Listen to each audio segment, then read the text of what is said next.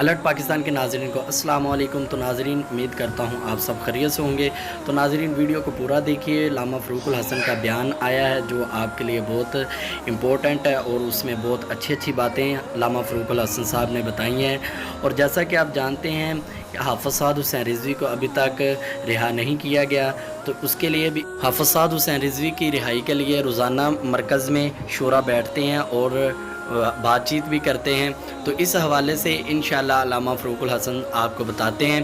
और जिस तरह आप जानते हैं इलेक्शन भी हुए हैं, उसी हवाले से लामा फ़ारूकुल हसन साहब का बयान आ चुका है। तो आप वो बयान भी सुने और ये दुआ ज़रूर करें कि हमारे कायद हज़रत अल्लामा मौलाना हाफ़िज़ साद हुसैन रिज़वी को अल्लाह पाक जल्दी जल्दी रिहा करे।